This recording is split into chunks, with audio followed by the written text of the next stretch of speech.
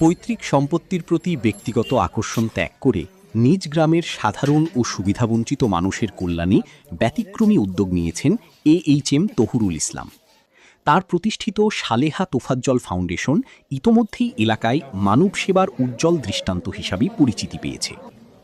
চাঁপাইনবাবগঞ্জ সদর উপজেলার বারঘুরিয়া ইউনিয়নের লক্ষ্মীপুর কামারপাড়ায় গড়ে ওঠা এই ফাউন্ডেশনটি স্থানীয় মানুষের চিকিৎসা সেবা ও শিক্ষার অন্যতম ভরসার স্থানে পরিণত হয়েছে। দীর্ঘদিন ধরে অবহেলিত এই অঞ্চলে আধুনিক চিকিৎসা ও মানসম্মত শিক্ষার সুযোগ ছিল সীমিত।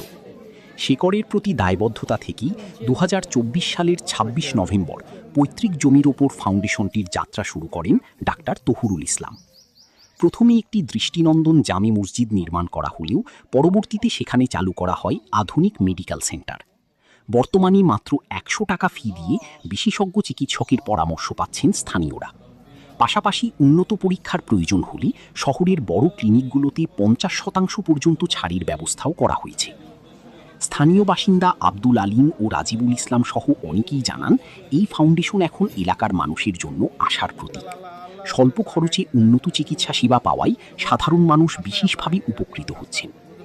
চিকিৎসা সেবার পাশাপাশি ভবিষ্যতে প্রতিষ্ঠানটিকে একটি পূর্ণাঙ্গ মানবিক সেবা কমপ্লেক্সে রূপ দেওয়ার পরিকল্পনা রয়েছে।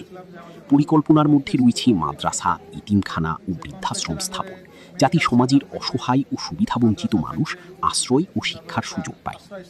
স্থানীয়দের মতে ডাক্তার তহুরুল ইসলামের এই উদ্যোগ দেশের বিত্তবানদের জন্য অনুকরণীয় উদাহরণ হয়ে উঠতে পারে। তারা মনে করেন, এই ধরনের মানবিক উদ্যোগ বাড়লে গ্রাম বাংলার অবহেলিত জনপদের চিত্র দ্রুত বদলে যাবে।